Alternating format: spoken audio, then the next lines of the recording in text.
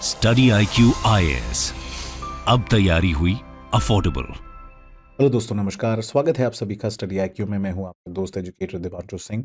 आज हम लोग बात करने वाले हैं बिल्किस बानो के बारे में। आज एक बहुत ही महत्वपूर्ण जजमेंट आया है सुप्रीम कोर्ट का। चीफ जस्टिस ऑफ इंडिया की बेंच थी जिन्होंने ये वर्डिक्ट सुनाया है। इनफैक्ट एक अगर आप देखेंगे रिक्वेस्ट थी, पिटिशन थी, जिसके ऊपर उन्होंने ये बोला है कि एक स्पेशल बेंच कॉन्स्टिट्यूट की जाएगी regarding this Bilkis Bano case. और जो पिटिशन है अगेंस्ट द रेपिस्ट जिनको छोड़ दिया गया था उसको लेके ये स्पेशल बेंच हियरिंग करेगी। तो दोस्तों, क्या है ये केस, इसके बारे में हम लोग बात करेंगे आज के इस वीडियो में। और खासकर पॉलिटी रिलेटेड जो इंपॉर्टेंट कॉन्सेप्ट्स होते हैं like remission and pardoning power, उनको भी हम लोग समझने की कोशिश करेंगे आज के इस वीडियो में।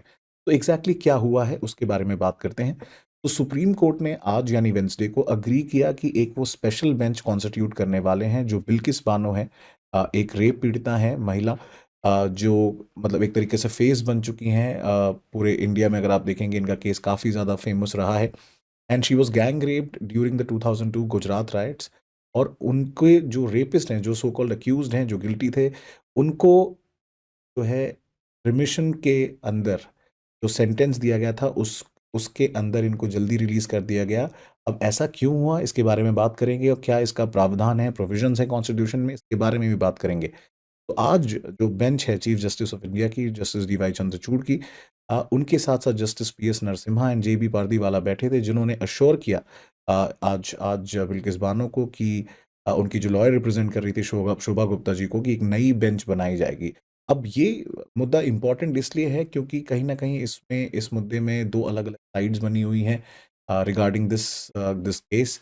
और कुछ साइड चाहती है कि दोबारा इसकी हियरिंग ना हो, डिस्कशन ना हो, बट वहीं पे एक दूसरी साइड है जो बिल्किस बानो साइड है, वो चाहती है कि इसकी दोबारा से हियरिंग होनी चाहिए। तो बहरहाल दोस्तों, हम लोग इसके बारे में और डिटेल में चर्चा करेंगे। तो why a special bench is required. Normal hearing of bench जो थी, या नॉर्मल जो केस गया था कोर्ट्स में या हाई कोर्ट में या सुप्रीम कोर्ट में, वो ऐसा क्या हुआ वहां पे कि आज ये एक स्पेशल बेंच की बात हो रही है।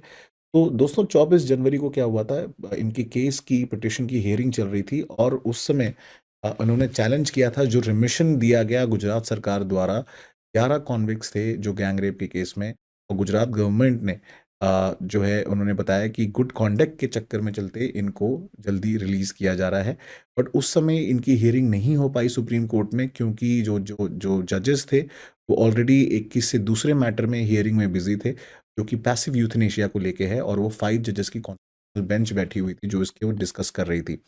उसके साथ साथ जो बिल्किस बानो जी हैं, उन्होंने एक प्ली और भी फाइल करी है challenging the release of convicts. And उन्होंने एक सेपरेट पिटिशन फाइल किया है रिव्यू करने के लिए जो प्रीवियस जजमेंट आया था सुप्रीम कोर्ट का, जिसमें एक जो इनके कॉन्विक्ट हैं उन्होंने एक पिटिशन फाइल किया था, उसका रिव्यू कराने के लिए इन्होंने बात की है। तो बेसिकली जो कॉन्विक्ट हैं वो अपनी साइड से रिव्यू पिटिशन, मर्सी पिटिशन उन्होंने फाइल कर रखी। और वहीं पे एट द सेम टाइम वो जल्दी छोड़ा गया है, उसको लेके इस बानो जी ने पिटिशन यहाँ पे गुहार लगाई है, जिस फैसला आया है कि स्पेशल बेंच को किया जाएगा। तो दोस्तों, इसके बारे में हम बात करेंगे, बट मैं आपको बता देना चाहता हूँ कि हमारे यहाँ प्रीलिम्स टू इंटरव्यू एक बहुत ही खास बैच लॉन्च हुआ है, जिसमें कंप्लीट प्रिपरेशन होगी। 2 साल तक आपको ऑनलाइन के साथ साथ दोस्तों ऑफलाइन भी प्रिपरेशन कराने वाले हैं। इसमें mains test series, special class on extra focus पे। और सबसे बड़ी बात यह है कि अगर आप प्रीलिम्स एग्जामिनेशन क्वालिफाई करेंगे, जो कि आप करेंगे ही ज़रूर अगर आप स्टडी IQ के स्टूडेंट हैं, आपको मेंस रेसिडेंशियल प्रोग्राम में एब्सोल्युटली जीरो कॉस्ट पे हम लोग ट्रेनिंग प्रोवाइड करेंगे, गाइडेंस प्रोवाइड करेंगे during the entire period of main. तो बहुत ही खास प्रोग्राम है, पहली बार स्टडी IQ पे लाया जा रहा है। इसके लिए आप दोस्तों एनरोल कर सकते हैं using the code deep live. और जितने भी स्टडी IQ पे प्रोग्राम है उन सब पे स्पेशल डिस्काउंट मिलेगा आपको डीप लाइव कोड यूज करने पे। 25 मार्च से ये बैच चालू हो रहा है शाम को 6 बजे। तो जैसे ही आप वेबसाइट पे जाएंगे, 60,000 रुपए का दोस्तों ये कोर्स है। अगर आप देखेंगे मार्केट में एक अनबीटेबल प्राइस पे आपको मिलेगा जैसे ही आप ये कोड लगाएंगे 27,999 में। तो आज ही एनरोल करें।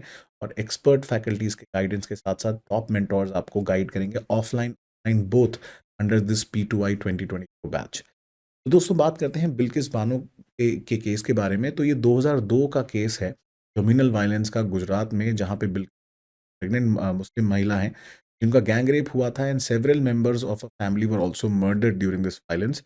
और ये इंसिडेंट हुआ था पोस्ट गोधरा राइट्स जब हुए थे गुजरात में, तब की बात है। एंड ये she was one of the survivors of the violence. और 2004 में ही केस CBI को ट्रांसफर कर दिया गया था। और ये भी बता देना चाहता हूँ मैं, के 7 मेंबर्स जो फैमिली के, वो भी मारे गए थे ड्यूरिंग दिस 2002 गुजरात राइट्स। उसी से रिलेटेड एक केस है। कई बार ये भी निकल के आया कि शायद जो कॉन्विक्ट्स हैं उनको जो है बचाने की कोशिश, कोई पॉलिटिकल एंगल भी है, ऐसे भी मुद्दे निकल के आए। खैर बहरहाल फिर उसके बाद उनको सज़ा भी दी गई। बट 2022 में एक बेंच थी बाय जस्टिस रस्तोगी, जिन्होंने रूल किया था कि गुजरात गवर्नमेंट के पास ज्यूरिसडिक्शन है to consider the remission request of these convicts. तो उसके ऊपर जाके, क्योंकि रिमिशन मतलब जल्दी छोड़ा जा रहा है कॉन्विक्ट्स को, वो भी ऐसे हीनियस क्राइम जिन्होंने कमिट किया हो, रेप, उसको लेके ऑब्वियस सी बात है बिल्किस बानो ने एक फाइल किया कि इसका रिव्यू होना चाहिए सुप्रीम कोर्ट में, कैसे अलाउ कर सकते। और इसी दौरान अगर आप देखेंगे 11 के 11 कॉन 15 अगस्त 2022 को रिलीज कर दिया गया, जब स्टेट गवर्नमेंट्स ने अलाउ कर दिया एप्लीकेशन। तो गुड कॉन्डक्ट में रिलीज करना क्या हमारे संविधान में इसका प्रावधान है, क्या इसके रूल्स हैं?